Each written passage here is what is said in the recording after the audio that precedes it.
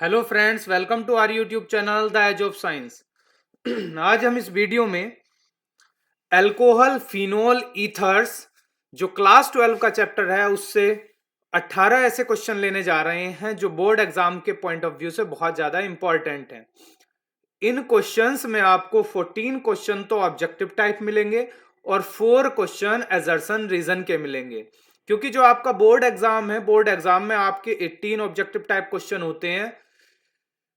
14 plus 4, 14 question आपके objective type होते हैं और बाकी के बचे हुए जो 4 क्वेश्चन होते वो भी ऑब्जेक्टिव टाइप हैं, बट एजर्सन रीजन बेस्ड होते हैं। मतलब एक एजर्सन दिया हुआ होता है, उसका रीजन दिया हुआ होता है, फिर उसमें से ऑप्शन आपको छांटना होता है जो आपको नोट में दिया गया है।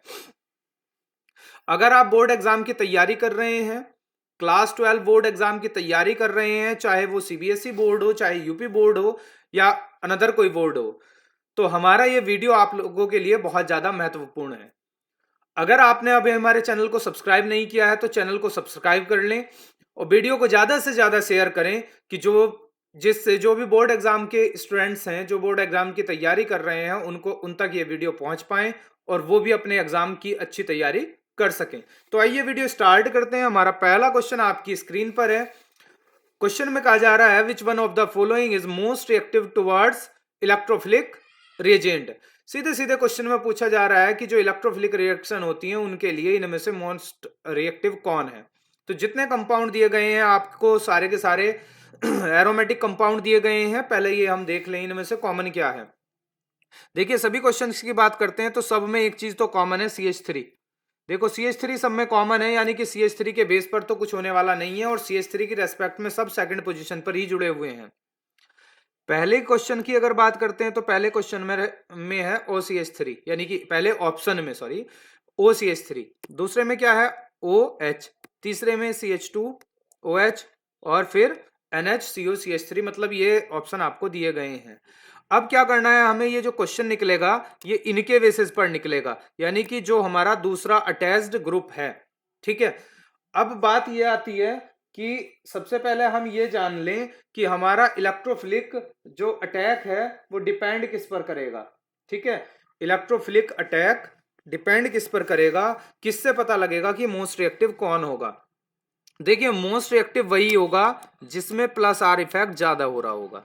ठीक है, अब किसका प्लस आर इफेक्ट जो दूसरी अटैच्ड स्पीसीज है, किसके को CH3 को छोड़ के जो कॉमन नहीं है वो स्पीसीज देख लो जिसमें ज्यादा प्लस आर इफेक्ट हो रहा होगा, वही मोस्ट रिएक्टिव होगा।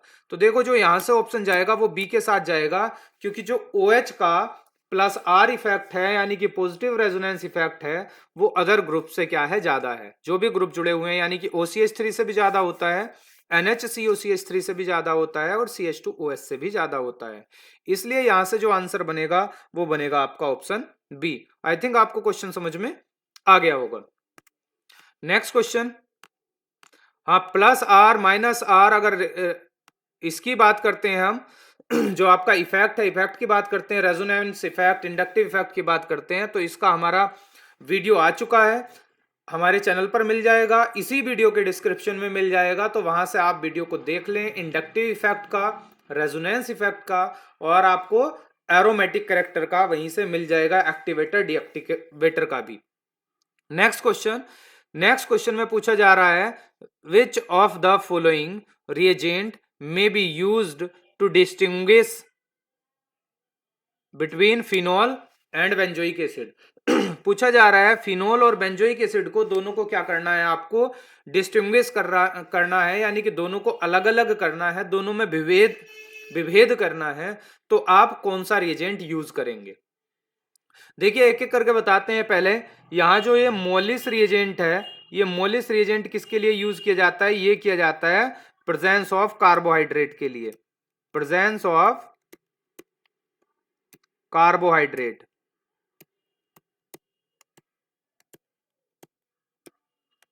कार्बोहाइड्रेट्स का पता लगाने के लिए मोलिस टेस्ट किया जाता है। टॉलरेंस टेस्ट जो किया जाता है वो किसके लिए किया जाता है, वो किया जाता है एल्डिहाइड और कीटोन में विभेद के लिए, यानी कि हम इनको डिस्टिंग्विश करेंगे एल्डिहाइड और कीटोन को, तो उसके लिए किया जाएगा टॉलन टेस्ट। इस क्वेश्चन का जो आंसर जाएगा वो किसके साथ जाएगा, वो जाएगा न्यूट्रल FeCl3 के साथ। न्यूट्रल Fe3 का जो प्रयोग किया जाता है वो फिनोल और बेंजोइक एसिड के डिस्टिंक्शन के लिए किया जाता है। अब कैसे किया जाता है, जब हम फिनोल में क्या डालते हैं, फिनोल लें हम और फिनोल में डाल दें FeCl3 किस में डालें, फिनोल में, तो ये कैसा कलर देता है, ये देता है वायलेट कलर। कैसा देता है, ये वायलेट कलर देता है, ठीक है।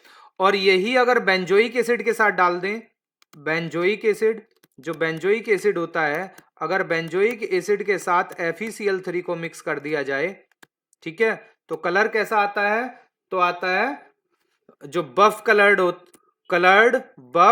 कलर्ड प्रेसिपिटेट आता है, बफ कलर्ड प्रेसिपिटेट आता है। इसी से क्या होता है, इन दोनों का डिस्टिंक्शन हो जाता है। तो यहां से जो आंसर जाएगा वो बी के साथ जाएगा। यानी कि हम एक टेस्ट ट्यूब में फिनोल लें और एक में बेंजोइक एसिड, दोनों को हमें पहचान करनी हो तो हम दोनों में FeCl3 डालेंगे। जिसमें वायलेट कलर आएगा उसको बोल देंगे फिनोल, और जो वफ कलर्ड प्रेसिपिटेट आएगा उसको क्या बोल देंगे हम, उसको बोल देंगे benzoic acid. Okay, next question number 3।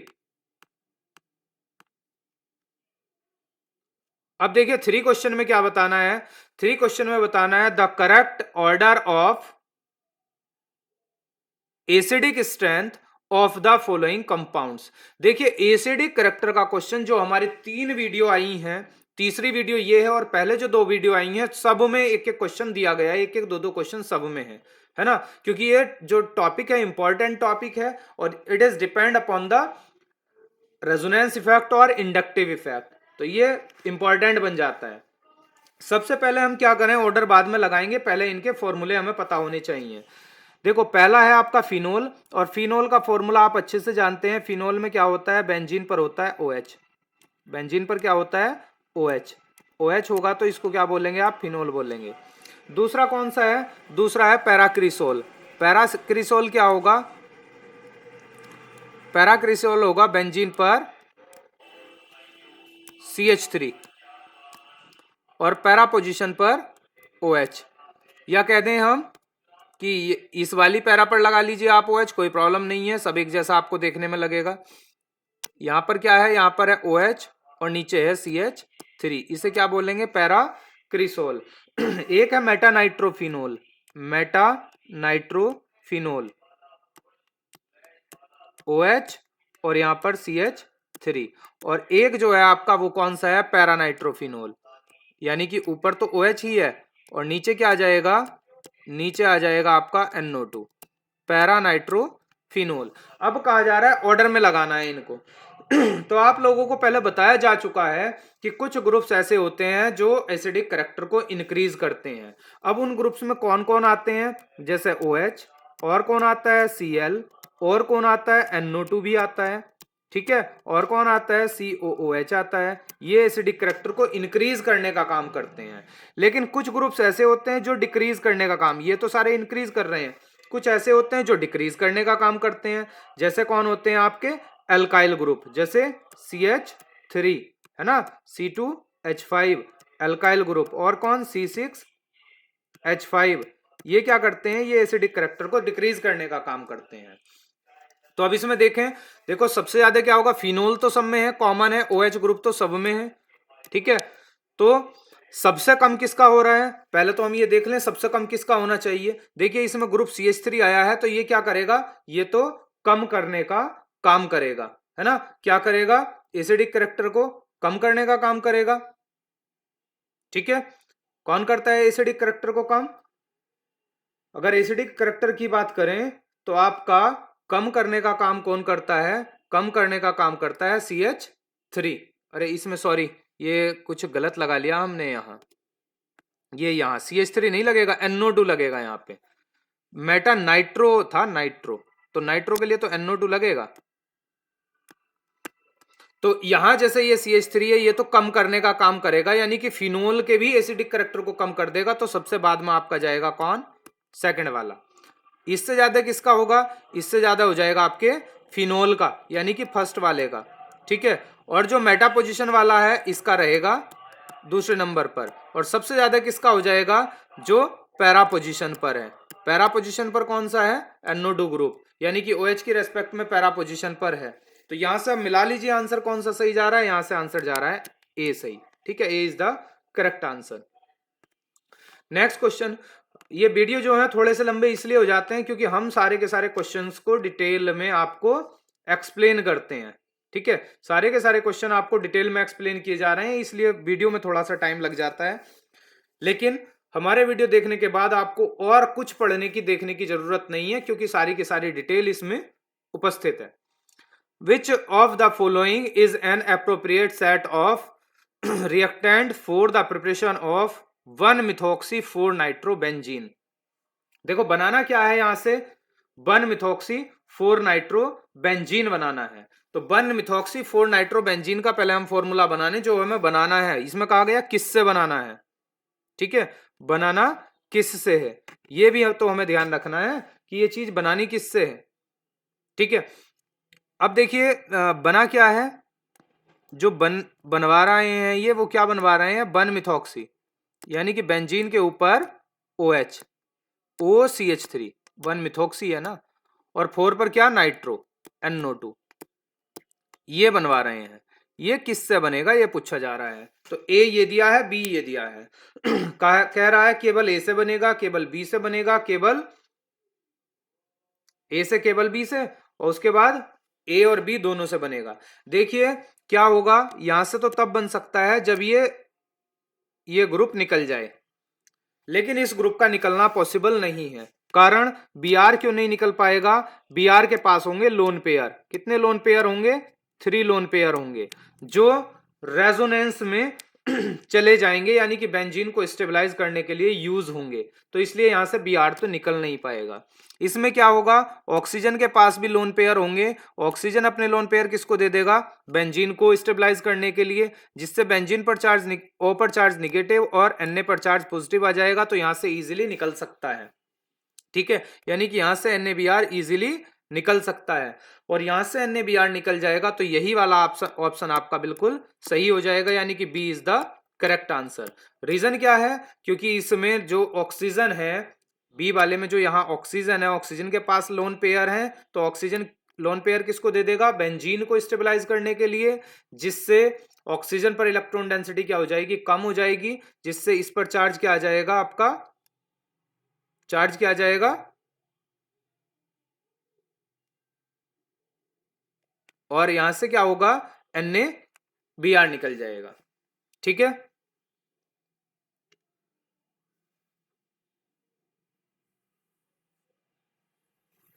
Next question.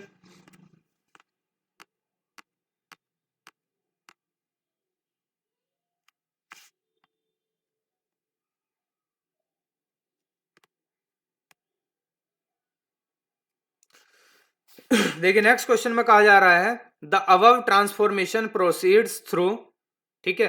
पहली बात तो ये जो रिएक्शन है, रिएक्शन का पता कर लें हम, रिएक्शन है कौन सी। देखो यहाँ फिनोल यूज हो रहा है, फिनोल के साथ CHCl3 और NaOH यूज हो रहे हैं। तो ये जो रिएक्शन है ये है रीमर टाइमन रिएक्शन। जो एग्जाम्पल है कौन सी रिएक्शन का है, रीमर टाइमन का। किसका है, रीमर टाइमन, रीमर टाइमन रिएक्शन का एक एग्जाम्पल है, पहली बात। अब ये कह रहा है रीमर टाइमन रिएक्शन जो होती है, अब वो कैसी होगी, इलेक्ट्रोफिलिक एडिशन होगी, इलेक्ट्रोफिलिक सब्सटीट्यूशन होगी, एक्टिवेटेड न्यूक्लियोफिलिक सब्सटीट्यूशन होगी, या बेंजाइन इंटरमीडिएट होगी, ये हमें बताना है। सबसे पहले तो हम ये ध्यान रखें कि ये रिएक्शन होती किसकी हेल्प से है। ये रिएक्शन होती है CCl2 की हेल्प से, और इसमें C के पास क्या होते हैं, लोन पेयर। तो इसी को क्या बोलते हैं हम, इसी को बोलते हैं हम कार्बीन। इसे क्या बोला जाता है, कार्बीन। ये कार्बीन कहलाती है, और कार्बीन जो होती है वो होती है आपकी इलेक्ट्रोफाइल। तो एडिशन तो गलत हो गया यहां से, और ये भी गलत हो गया।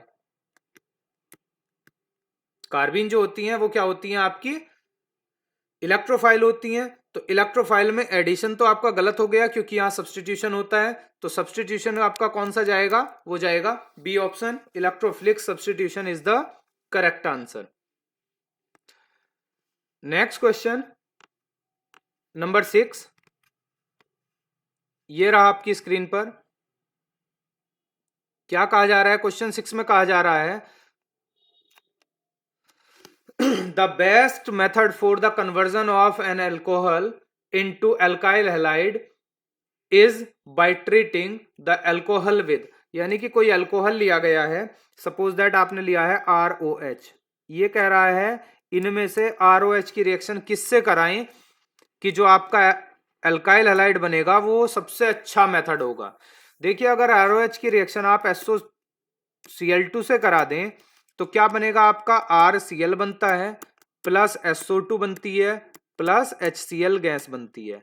यानी कि ये दोनों के दोनों प्रोडक्ट जो हैं ये क्या है? ये गैस है, ठीक है। और गैस है तो ये क्या हो जाएंगे? इवेपोरेट हो जाएंगे। तो आपको अलग से कोई जो डिस्टिंक्शन है, डिस्टिंक्शन करने की जरूरत नहीं है, सेपरेशन करने की जरूरत नहीं है। आपको क्या मिल जाएगा? RCl मिल जाएगा। ये रिएक्शन होती किसकी प्रेजेंस में? पिरिडीन की प्रेजेंस में होती है। तो सबसे अच्छा जो आंसर है यहाँ पे, अप्रोप्रिएट आंसर है, वो कौन सा है? बी है। B is the correct answer. बनने के लिए तो Cl सबसे आ सकता है, हेलोजन सबसे बन जाएंगे, PCl5 से करके भी बन जाएगा, इससे भी बन जाएगा, इससे भी बन जाएगा। लेकिन पूछा क्या गया है? बेस्ट मेथड पूछा गया है। तो जो बेस्ट मेथड है वो तो पायरिडीन और SOCl2 का ही है। नेक्स्ट क्वेश्चन पर चलते हैं, नंबर 7 पर। देखिए नंबर 7 क्वेश्चन में क्या पूछा जा रहा है? Arrange the following compounds in increasing order of boiling points. इनके बॉइलिंग पॉइंट के अनुसार जो लगाना है हमें, कैसे लगाना है? इंक्रीजिंग ऑर्डर में लगाना है, यानी कि जिसका बॉइलिंग पॉइंट कम होगा उसे सबसे पहले लिखना है। सबसे पहले ये देख लें कि इसमें क्या है। पहले कंपाउंड में आपका ओल है, मतलब OH है, यहां भी ओल है, OH है, यहां भी ओल है, OH है, यहां भी ओल है, OH है। तो बॉइलिंग पॉइंट के लिए, मेल्टिंग पॉइंट के लिए सबसे पहले हम ये देखें ऑर्गेनिक कंपाउंड में क्या हमें फंक्शनल ग्रुप सेम दिए गए हैं या डिफरेंट दिए गए हैं। तो सब में फंक्शनल ग्रुप तो एक जैसा है। तो अब अगर सब में फंक्शनल ग्रुप एक जैसा है तो अब आपका हाइड्रोजन बॉन्डिंग तो मैटर नहीं करती। मैटर क्या करेगा? इनका मास मैटर करेगा। जैसे पहला है प्रोप है, प्रोप है तो मतलब इसमें कार्बन कितने हैं? 3 है। दूसरे में 4 कार्बन है, तीसरे में भी 4 कार्बन है, और चौथे में 5 कार्बन है। ठीक है, तो क्या है? Pentane 1 all. एक बात का ध्यान रखिएगा कि जितनी ज्यादा स्ट्रेट चेन होगी, सीधी चेन होगी, यानी कि प्राइमरी अल्कोहल होगा, उसका एमपीबीपी जो होता है वो ज्यादा होता है। प्राइमरी का बॉइलिंग पॉइंट ज्यादा होता है, सेकेंडरी का कम होता है, और टर्सरी का सबसे कम होता है। ये भी ध्यान रखिए, यानी कि ब्रांचेस जितनी ज्यादा होंगी, ठीक है, ब्रांचेस जितनी ज्यादा होंगी उतना ही कंपाउंड जल्दी टूट जाएगा, यानी कि उसका बॉइलिंग पॉइंट कम हो जाएगा। ठीक है, तो यहां क्या होगा? अगर यहां की बात करेंगे तो देखो यहां क्या है? 3 कार्बन है, तो इसका क्या होगा? सबसे कम होगा। अब देख लो प्रोपेन 1 ऑल कौन से में है? तो प्रोपेन 1 ऑल की अगर हम बात करते हैं तो ये A और B में है। ठीक है, दूसरे पे कौन सा आएगा? देखो ये ब्यूटेन 1 ऑल है, ये ब्यूटेन 2 ऑल है। अब ये 2 ऑल है तो ये सेकेंडरी अल्कोहल हो गया, ये हो गया प्राइमरी अल्कोहल। ठीक है, तो कौन सा आएगा इन दोनों में से? सेकेंडरी वाला आ जाएगा, यानी कि दूसरे नंबर पर आएगा ब्यूटेन 2 ऑल। उसके बाद कौन आएगा? ब्यूटेन 1 ऑल, और सबसे बाद में क्या आ जाएगा? Pentane 1 all. तो यहां से जो आंसर जाएगा वो आपका आंसर जाएगा A option is the correct answer, क्योंकि पेंट है, देखो pent 1 ol, pentane 1 ol, 5 carbon, इसमें भी 4 कार्बन, इसमें भी 4 कार्बन, लेकिन यहां क्या है? ये वाला है सेकेंडरी, और सेकेंडरी का जो बॉइलिंग पॉइंट होता है वो प्राइमरी से कम होता है, और पहले वाले में तो कार्बन ही 3 है। ठीक है, नेक्स्ट क्वेश्चन।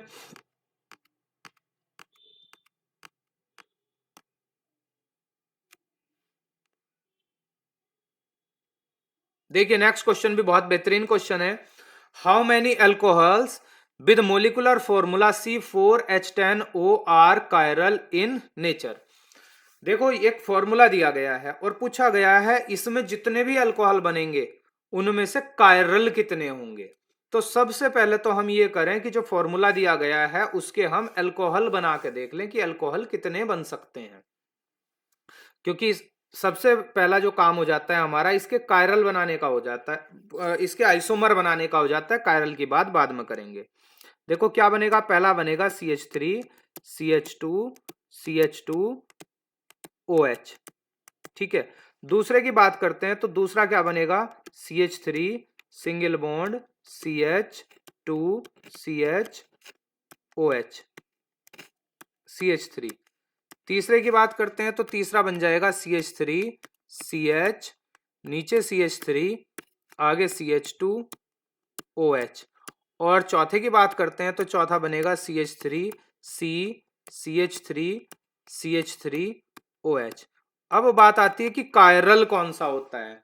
अगर हम कायरल की बात करें, किसकी, कायरल की बात करें तो कायरल कौन होगा, ठीक है। कायरल ऐसा होता है जिसके पास ऐसा कार्बन हो जिस पर चारों ग्रुप डिफरेंट डिफरेंट हो। मान लिया यहाँ A लगा है, यहाँ B लगा है, यहाँ C लगा है, यहाँ D लगा है, ठीक है। चारों ग्रुप यानी कि कार्बन की चारों वैलेंसी डिफरेंट डिफरेंट ग्रुप से कंप्लीट हो रही हो, उसी को हम बोलते हैं कायरल कार्बन। अब देखो पहले की बात करते हैं, ये अल्कोहल है तो इसकी रेस्पेक्ट में अगर इस कार्बन की बात करें तो यहाँ 2 H हैं, यानी कि एक H ऊपर लग गया, एक H नीचे लग गया, यानी कि दोनों का नेचर एक जैसा हो गया, तो ये तो कायरल है नहीं। इसकी बात करते हैं, यहां भी OH के पास CH2 है, ये भी कायरल नहीं है। यहां इस कार्बन की बात करते हैं तो इस कार्बन की हमें बैलेंसी देखनी है, यहां भी CH3 है, यहां भी CH3 है, यहां भी CH3 है, ये भी कायरल नहीं है। अब इसमें देखिए इस कार्बन की हमें बात करनी है, इस कार्बन पर इधर तो CH3 है, इधर OH है, और यहाँ पर क्या है, CH2 है। क्योंकि ये जो आपका H है, H आपको दिख रहा है यहाँ पर, ये H कहाँ चला जाएगा, ये H इस पे ऊपर लगा दिया, तो यही क्या होगा, आपका कायरल होगा। पूछा जा रहा था कितने कायरल होंगे, तो कायरल कितना होगा, यहां से एक होगा, यानी कि ऑप्शन ए आपका करेक्ट आंसर रहेगा। नेक्स्ट क्वेश्चन,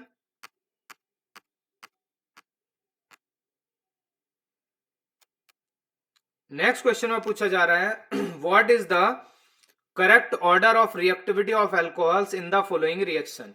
यानी कि ROH की रिएक्शन आपकी जो कराई जा रही है वो किससे कराई जा रही है, लुकास रिएजेंट से। ये क्या है आपका, Lucas reagent, Lucas reagent, Lucas reagent से रिएक्शन कराई जा रही है, अल्काइल हैलाइड बन रहा है। तो कह रहा है कि इसमें जो ऑर्डर होगा करेक्ट, वो कौन सा अल्कोहल जल्दी रिएक्शन देगा, मतलब जो रिएक्टिविटी रहेगी वो कौन से अल्कोहल की रहेगी, उनका ऑर्डर क्या रहेगा। तो देखिए जो टर्सरी अल्कोहल होते हैं उनकी रिएक्टिविटी सबसे ज्यादा होती है, सेकेंडरी की कम होती है, प्राइमरी की सबसे कम होती है इस रिएक्शन के लिए। इस रिएक्शन को कहा जाता है ग्रोव मेथड। क्या कहा जाता है इस रिएक्शन को, GROOVE, ग्रोव मेथड, ठीक है, ग्रोव मेथड कहा जाता है। तो इसका जो आंसर जाएगा वो टर्सरी, सेकेंडरी, प्राइमरी के साथ जाएगा, यानी कि ऑप्शन सी आपका करेक्ट आंसर होगा।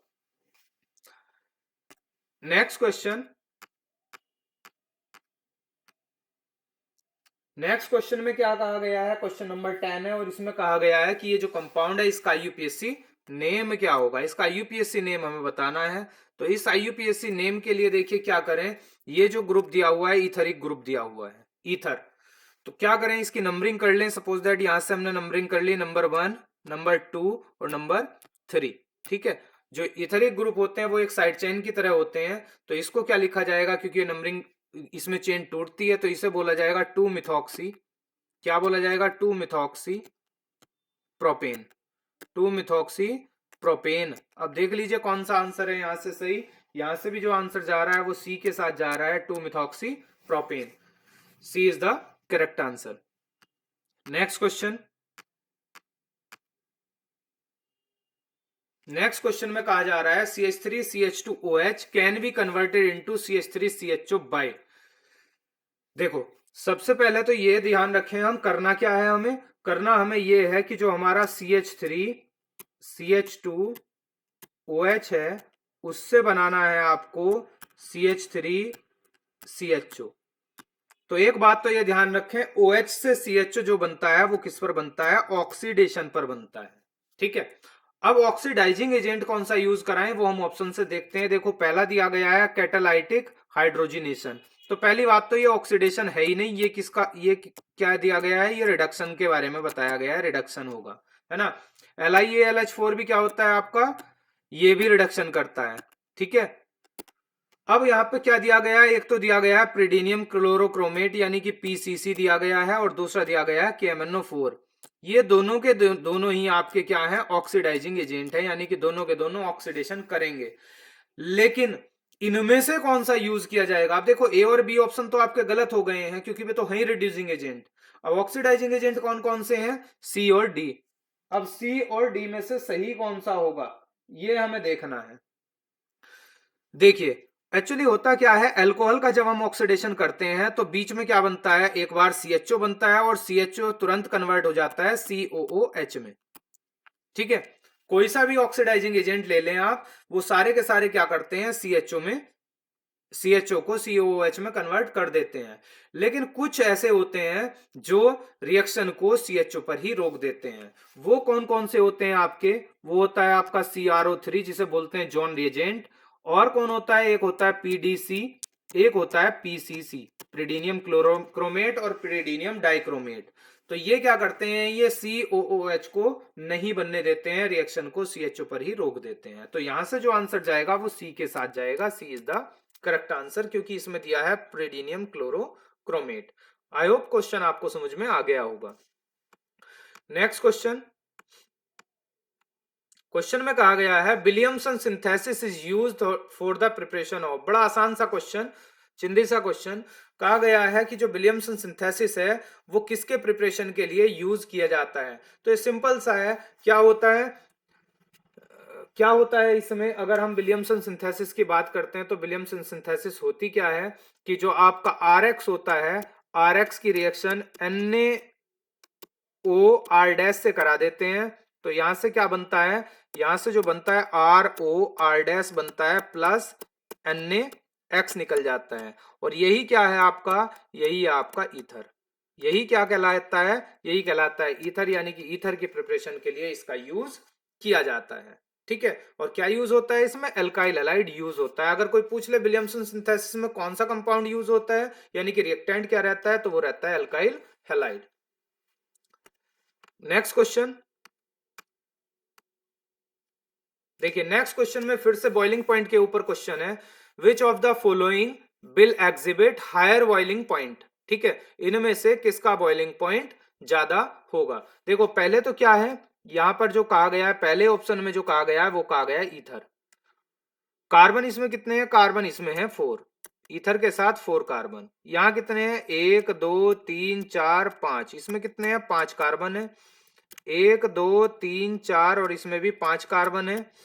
और इसकी बात करते हैं तो 1 2 3 और इसका ट्वाइस है, तो यहां भी 5 कार्बन है। ठीक है, पूछा जा रहा है कि सबसे ज्यादा किसका होगा, ऑर्डर ऑर्डर नहीं लगाना, पूछा जा रहा है सबसे ज्यादा किसका होगा। तो देखो बेटा, ये जो सी ऑप्शन है, सी ऑप्शन में क्या हो रहा है, सी ऑप्शन में, अगर सी ऑप्शन की आप बात करेंगे तो सी ऑप्शन में जो अल्कोहल है वो सेकेंडरी अल्कोहल है, ये बन रहा है। अगर हम डी ऑप्शन की बात करते हैं तो डी ऑप्शन में जो बन रहा है, डी ऑप्शन में बन रहा है सेकेंडरी नहीं, टर्सरी अल्कोहल। ठीक है, इसको अगर हम ओपन करते हैं तो ये इसकी स्ट्रक्चर आती है, इसको ओपन करते हैं तो ये स्ट्रक्चर आती है। और मैंने अभी बताया था कि टर्सरी अल्कोहल का बॉइलिंग पॉइंट क्या होता है, कम होता है। सेकंड सॉरी, टर्सरी का हाँ कम होता है। बॉइलिंग पॉइंट, बॉइलिंग पॉइंट क्या होता है, कम होता है, साइन गलत लगाया। बॉइलिंग पॉइंट क्या होता है, कम होता है। सेकेंडरी का उससे ज्यादा होता है, प्राइमरी का सबसे ज्यादा होता है। तो कार्बन तो यहाँ कितने लगे हुए हैं, सब में 5 5 हैं, तो यहां से जो आंसर जाएगा आपका बी ऑप्शन बिल्कुल करेक्ट जाएगा, क्योंकि स्ट्रेट चेन है। देखो एक सिंपल सी बात ध्यान रखिए कि जो ब्रांचेस वाले होते हैं, अगर कार्बन सेम है तो जिसमें ब्रांच ज्यादा होंगी उसका बॉइलिंग पॉइंट कम होगा। सीधी सीधी बात ध्यान रखिए, जैसे हम मूवीज देखते हैं ना, तो मूवीज में जब विलन परेशान हो जाता है हीरो से, हीरो उसको बहुत परेशान कर देता है, तो वो बार बार अपने जो बंदे चमचे गुंडे होते हैं उसके, उनसे क्या पूछता है कि उसकी कमजोरी क्या है। तो क्या बोलते हैं वो आगे, साहब उसकी एक छोटी सी बच्ची है। तो क्या बोलेगा कि जाओ उसे उठा लो, है ना। यानी कि कहने का मतलब क्या था, हीरो की एक ब्रांच थी। ठीक है, जितने उसकी फैमिली में ज्यादा होंगे उसको उतना ही ज्यादा क्या होगा, डर ज्यादा होगा, भय ज्यादा होगा, यानी कि वो उतना ही जल्दी टूट सकता है। तो वैसे ही क्या होता है इन कंपाउंड्स में होता है, जिसकी ब्रांचेस ज्यादा होंगी वो इजीली ब्रेक हो जाएगा, यानी कि उसका बॉइलिंग पॉइंट क्या हो जाएगा, कम हो जाएगा। ठीक, नेक्स्ट क्वेश्चन पर चलते हैं। देखिए नेक्स्ट क्वेश्चन, नेक्स्ट क्वेश्चन में क्या कहा गया है, the best combination of reagents for carrying out the conversion. ये जो कन्वर्जन है इसके लिए बेस्ट कॉम्बिनेशन कौन सा है जो प्रोडक्ट दिए गए हैं। देखिए बच्चे यहां क्या बन रहा है, OH से COOH बन रहा है, यानी कि कार्बन क्या है, RCH2CH2 यहां भी है, RCH2CH2 यहां भी है। ठीक है, ये तो कॉमन है, लेकिन OH से डायरेक्टली COOH तो बन नहीं सकता, क्योंकि कार्बन कहां से आया, कार्बन कार्बन बढ़ाया गया है ना। तो कार्बन बढ़ा कौन कौन सकते हैं, कार्बन आपका ऐसे ही नहीं बढ़ेगा कि डायरेक्ट हमने KCN से रिएक्शन करा दी, तो डायरेक्ट KCN से अल्कोहल रिएक्शन नहीं करता, तो ये तो होगा नहीं। ठीक है, रिएक्शन क्या होगी, यहां रिएक्शन ही करके बता देते हैं आपको कि यहां से रिएक्शन क्या होने वाली है। रिएक्शन की अगर बात करेंगे तो RCH2CH2OH, पहले इसकी रिएक्शन किससे करें, जैसे PbR3 से कर ली हमने, PbR3 से कर ली तो यहां से बन जाएगा CH3CH2CH2Cl या Br दिया हुआ है तो Br बना। ठीक है, अब इसकी रिएक्शन किससे करा दें, अब इसकी रिएक्शन करा दें KCN से। अब KCN से रिएक्शन हो जाएगी, क्या निकल जाएगा, KBr। तो प्रोडक्ट क्या बनेगा, CH3CH2CH2CN, ये CN, CH3 नहीं था शुरू में, क्या था, R दिया हुआ था, हमें R ही लिख रहे हैं हम, यहां पर क्या था, R था, लो ये R। अब क्या कर सकते हैं इसका, अब इसका इजीली क्या कर सकते हैं आप, H2O और H पॉजिटिव से कर सकते हैं हाइड्रोलिसिस। तो क्या बन जाएगा, RCH2CH2COOH बन जाएगा, यानी कि 3 स्टेप में रिएक्शन हुई। कौन सा यूज हुआ इसमें, पहला वाला यूज हुआ।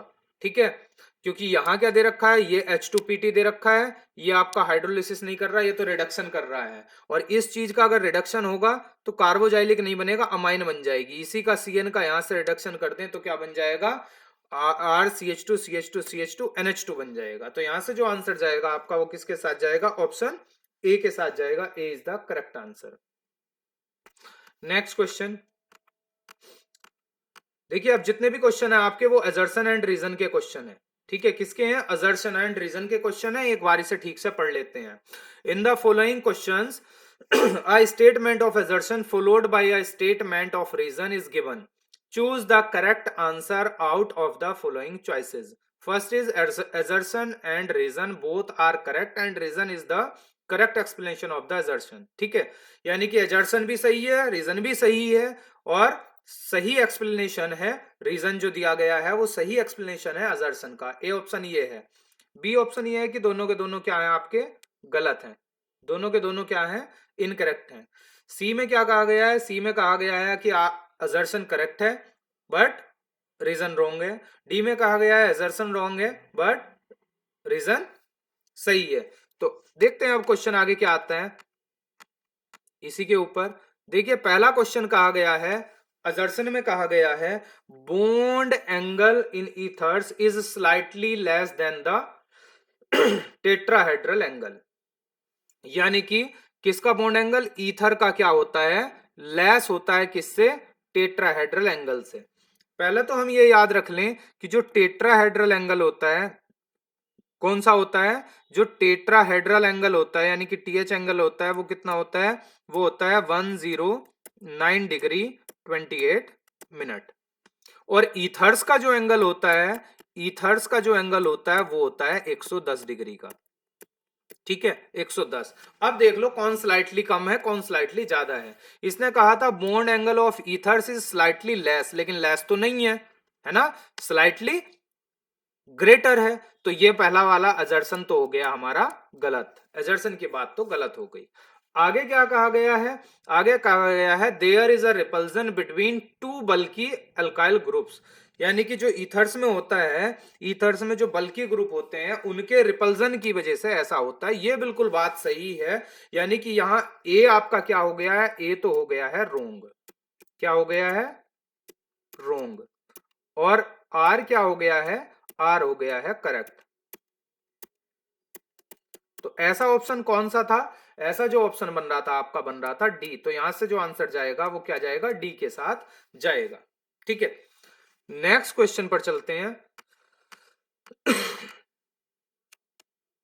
नेक्स्ट क्वेश्चन में क्या कहा जा रहा है देखिए, नेक्स्ट क्वेश्चन में कहा जा रहा है अजर्शन में, like bromination of benzene, bromination of phenol is also carried out in the presence of Lewis acid.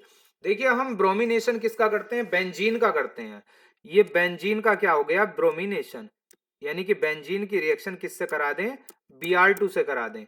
तो ये रिएक्शन होती है एनहाइड्रस FeBr3 की प्रेजेंस में, और ये FeBr3 क्या होता है, लुईस एसिड होता है। ठीक है, तो यहां क्या बनता है, यहां बन जाता है आपका ब्रोमोबेंजीन प्लस HBr निकल जाता है। तो ये कह रहा है जैसे रिएक्शन ये हुई है ऐसी ही फिनोल में होती है। लेकिन फिनोल में जो रिएक्शन होती है, अगर फिनोल की रिएक्शन की बात करें हम, तो फिनोल, ये फिनोल है, फिनोल में जो रिएक्शन होती है या तो होती है वो ब्रोमीन वाटर से, ये क्या है, ब्रोमीन वाटर। ब्रोमीन वाटर से अगर रिएक्शन होगी तो जो आगे कंपाउंड बनेगा फिनोल में, क्या बनेगा, OH यहां आ जाएगा, यहां पर जाएगा Br, यहां पर जाएगा Br, और यहां पर जाएगा Br, निकलेगा क्या, 3HBr। या दूसरी रिएक्शन कौन सी होती है, अगर इसी की बात करते हैं तो एक और टाइप से इसमें रिएक्शन हो जाती है फिनोल में ही। वो क्या होती है कि हम फिनोल लें, फिनोल की रिएक्शन किससे करा दें, Br2 से प्लस Br2। ये किसकी प्रेजेंस में होती है, ये CH2 की प्रेजेंस में होती है। इससे क्या होता है, दो प्रोडक्ट बनते हैं, क्योंकि OH ग्रुप जो होता है वो ऑर्थो पैरा डायरेक्टिंग ग्रुप होता है, तो इस पर जाएगा Br प्लस एक और प्रोडक्ट बनेगा ये वाला, और इस पर भी क्या जाएगा, इसकी पैरा पर Br जाएगा, ऊपर OH, और प्लस क्या रहेगा, HBr, है ना। तो उसके जैसी तो रिएक्शन ही नहीं हुई, बेंजीन के जैसी तो रिएक्शन नहीं हुई यहां पे, क्योंकि इसका हेलोजिनेशन जो होता है मतलब ब्रोमिनेशन या तो ब्रोमीन वाटर से होता है, वहां किसी प्रेजेंस की जरूरत नहीं होती, या किसकी जरूरत होती है, CS2 की, कार्बन डाइसल्फाइड सॉल्वेंट की जरूरत होती है। तो यानी कि यहां जो हमारा एजर्सन था वो आपका हो गया है गलत, एजर्सन तो बिल्कुल गलत है। अब बात करते हैं रीजन की, रीजन क्या है, Lewis acid polarises the bromine molecule, Lewis acid polarises the bromine molecule, बिल्कुल सही बात है। ये कह रहा है कि जो लुईस एसिड होता है, यानी कि जैसे आपका हो गया FeBr3, तो ये क्या कर देता है, ये ब्रोमीन में क्या कर देता है, चलो नीचे बताता हूं इसको, ब्रोमीन में क्या कर देता है, पोलराइजेशन कर देता है। देखो कैसे होगा, अगर हम रिएक्शन कराने लगे किसकी, FeBr3 की, किससे, Br सिंगल बॉन्ड Br से, तो ये बॉन्ड इस पर आ जाएगा, और आगे जो बनेगा FeBr4 बन जाएगा, FeBr4 negative plus Br positive, बिल्कुल सही बात है, ऐसा ही होता है ना रिएक्शन में। तो इसका जो आपका रीजन है, रीजन तो बिल्कुल ठीक है, बट क्या है गलत, एजर्शन गलत है। और जब एजर्शन आपका क्या होता है, गलत होता है, और रीजन सही होता है, तो ऑप्शन आपका क्या सही होगा, डी, क्योंकि जो ऊपर आपको नोट दिया गया था उसके अकॉर्डिंग डी ऑप्शन आपका बिल्कुल करेक्ट है। Next question, second last question है। क्या कहा गया है क्वेश्चन में, एजर्सन में, ethanol is a weaker acid than phenol, ethanol is a weaker acid than phenol. ठीक है, जो इथेनॉल होता है वो वीकर एसिड होता है देन फिनोल। ये बात जो है बिल्कुल सही है, यानी कि ए आपका क्या है, करेक्ट है। किस वजह से होता है ऐसा, क्योंकि जो फिनोल्स होते हैं वो हाइड्रोजन आयन जल्दी दे देते हैं। किसकी वजह से, इसकी वजह से, क्योंकि फिनोल जो होंगे, फिनोल में क्या होता है, फिनोल में ऊपर होता है OH, O के पास क्या होते हैं, लोन पेयर होते हैं, और O अपने लोन पेयर रेजोनेंस में दे देते हैं, जिससे क्या हो जाता है, ऑक्सीजन के ऊपर डेंसिटी क्या हो जाती है, थोड़ी कम हो जाती है, और हाइड्रोजन यहां से इजीली रिमूव हो जाता है। ठीक, तो ये बात तो बिल्कुल सही है। अब क्या कहा गया है, सोडियम इथोक्साइड में be prepared by the reaction of ethanol and aqueous NaOH, यानी कि जो आपका इथेनॉल है C2H5OH है, इसकी रिएक्शन अगर NaOH से करा दें तो आपका क्या बनेगा, आपका बन जाएगा C2H5ONa प्लस H2O, यानी कि ये बन जाएगा। ये बिल्कुल सरासर गलत बात है, ये नहीं बन पाएगा, क्योंकि जो आपका सोडियम इथोक्साइड है वो दो रिएक्शन से बनता है। कौन सी दो रिएक्शन से बनता है? C2H5OH plus Na। ठीक है, इससे बनता है। इससे बनेगा तो क्या बनेगा? C2H5ONa plus half H2O, half H2, sorry H2O नहीं। और दूसरी रिएक्शन से कौन सी से बनता है? C2H5OH plus NaH, sodium hydride ले लिया यानी कि मेटल हाइड्राइड, तो इससे भी बन सकता है C2H5ONa प्लस H2, यानी कि इन रिएक्शन से बन सकता है, NaOH से नहीं बनेगा। तो यहां से आपका ए तो हो गया है करेक्ट, लेकिन बी हो गया है रोंग। क्या हो गया है? रोंग। तो ऐसा ऑप्शन कौन सा बनता है आपका? ऐसा ऑप्शन बनता है आपका C. C is the correct answer. Last question video का। क्वेश्चन में क्या कहा जा रहा है? क्वेश्चन में कहा जा रहा है एजर्शन में boiling points of alcohol and ethers are high. Alcohol और इथर्स के दोनों के क्या होते हैं? बॉइलिंग पॉइंट्स हाई होते हैं। पहले तो एक बात ये याद रखें, जो आपके एल्कोहल्स होते हैं और ईथर्स होते हैं, ये क्या होते हैं? ये होते हैं आइसोमर। आइसोमर, क्योंकि दोनों का फॉर्मूला जो होता है वो क्या होता है? CnH2nO होता है। CnH2nO होता है। दोनों का ही फॉर्मूला क्या होता है आपका? सेम होता है। CnH2nO होगा या CnH2n प्लस 2O होगा? देखिए फॉर्मूला क्या बन रहा है आपका? फॉर्मूला होता है CnH2n प्लस 2O, जैसे CH3OCH3, तो फॉर्मूला क्या हो गया? C2H6O। ठीक है, तो दोनों का फॉर्मूला जो होता है ये होता है, इसी वजह से ये क्या कहलाते हैं? आइसोमर कहलाते हैं। एक बात ये याद रखिए, लेकिन दोनों के इनके बॉइलिंग पॉइंट एक जैसे नहीं होते, हाई नहीं होते। ईथर्स का क्या होता है? ईथर का क्या होता है? लो होता है। ठीक, अब दूसरी बात क्या कह रहा है? They can form intermolecular hydrogen bonding. जो आपके ईथर्स होते हैं, पहली बात तो गलत हो गई। दूसरी बात, जो ईथर्स होते हैं ये इंटरमोलिकुलर हाइड्रोजन बॉन्डिंग नहीं बना पाते, यानी कि एसोसिएशन इंटरमोलिकुलर हाइड्रोजन बॉन्डिंग का एसोसिएशन नहीं हो पाता है, यानी कि दूसरी बात भी यहां से बिल्कुल गलत है। दोनों की दोनों बातें गलत हैं। तो ऐसा जो ऑप्शन आपका बन रहा था जिसमें दोनों बातें गलत थी, वो कौन सा था? बी ऑप्शन था। तो यहां से जो आंसर जाएगा आपका बी करेक्ट जाएगा। तो ये हमारी वीडियो का लास्ट क्वेश्चन था। कमेंट करके आप बताइए वीडियो आपको कैसा लगा। और वीडियो को ज्यादा से ज्यादा शेयर कीजिए, ठीक है, और कमेंट करके बताइए वीडियो में और क्या चाहिए आपको, या कहीं कोई कमी आपको नजर आ रही है तो हमें कमेंट करके बताइएगा। और आपकी अब जो आगे के का चैप्टर है, आपका आने वाला चैप्टर है, उसकी आपको नेक्स्ट टाइम वीडियो मिलेगी। जय हिंद, जय भारत, वंदे मातरम।